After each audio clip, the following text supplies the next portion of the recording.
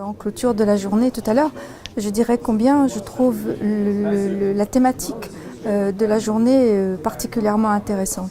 Parce qu'elle a permis de continuer à travailler sur des thèmes qui nous sont chers, sur lesquels nous travaillons à la direction du numérique pour l'éducation, celle de la question de l'apprendre à apprendre à l'ère du numérique. Comment on s'y prend, quelle stratégie on met en œuvre, comment est-ce qu'on travaille en synergie avec la recherche, comment on fait pour relier le monde de la recherche et le terrain. C'est pas simple, ça n'a rien d'évident, mais on a des stratégies, on a une politique qui nous permet d'avancer. On se rend compte qu'il y a une prise de conscience évidente de la part de tous les acteurs, des politiques, des collectivités locales, des cadres de l'éducation nationale, du terrain, des enseignants du premier degré, du second degré et des enseignants-chercheurs.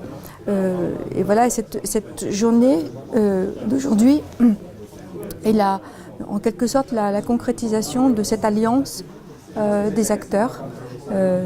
En ça, c'est une belle réussite. Alors, vous disiez tout à l'heure que le métier de l'élève, c'est d'apprendre à apprendre. Oui.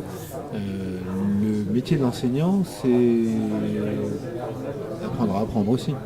Alors c'est ça, parce que effectivement, c'est, je crois, inhérent à la fonction du métier d'enseignant. Il faut toujours se former, et aujourd'hui encore plus que jamais.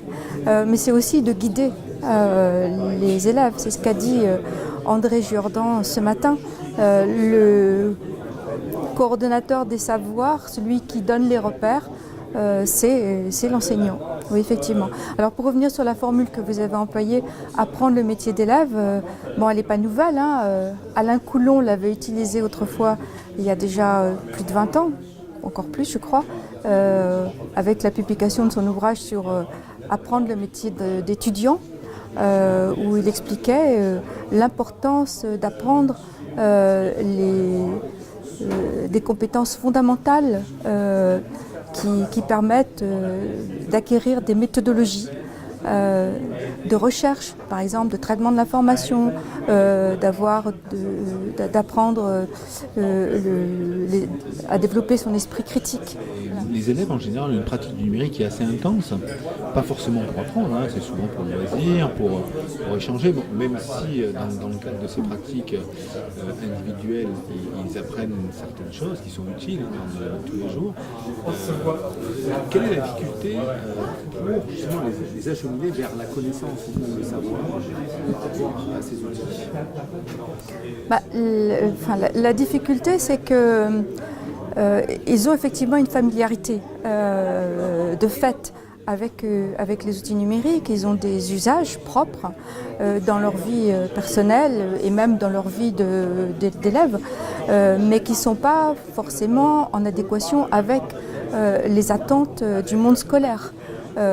Et qui ne sont pas celles qui doivent développer pour aller plus loin, pour progresser de façon maîtrisée, raisonnée, structurée.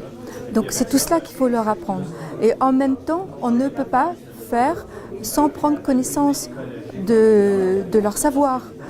C'est tout ce que nous a expliqué tous les travaux, par exemple, d'Anne Cordier sur les pratiques informationnelles des jeunes, qu'on a eu l'occasion d'entendre récemment à la conférence de Lyon que nous avons organisée à l'École normale supérieure de Lyon. On a eu à la fois un atelier et une table ronde auquel elle a participé. Le Clémy prenant le relais avec l'édition d'un guide qui sera adressé aux familles sur cette question-là. On ne peut pas travailler hors sol. Il faut travailler à partir de ce qu'on connaît des pratiques des élèves. Alors longtemps, on observait les élèves et on disait oui, mais les élèves détournent des objets numériques, des applications numériques pour leur propre compte. Et moi, je m'aperçois que depuis quelques temps, en fait, c'est l'enseignant qui commence à pirater, c'est le sujet de l'IDOS de 2017, il pirate les pratiques des élèves et il les intègre en classe. Parce qu'on a des enseignants qui font du Twicté, qui utilisent Facebook, qui utilisent plein d'applications que les élèves eux, utilisent dans un autre monde.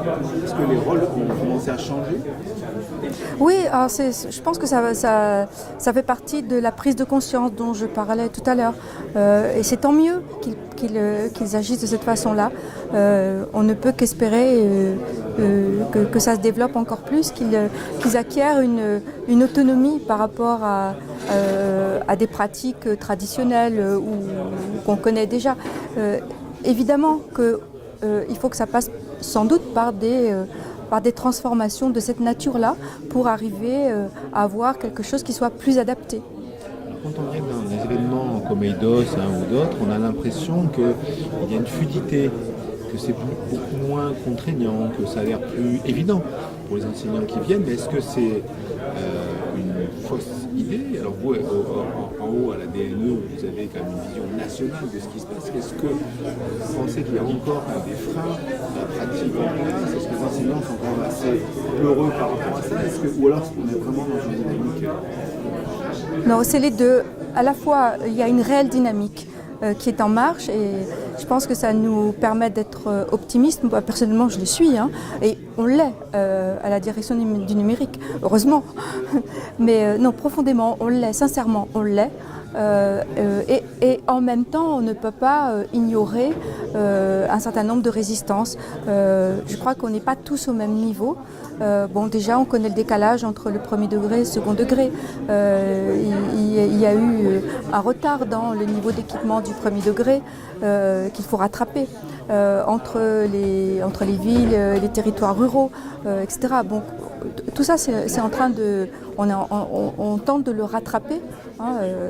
Mais donc, il y a une réelle prise de conscience et en même temps, il y a encore des freins, des résistances et il nous faut continuer à travailler, c'est clair.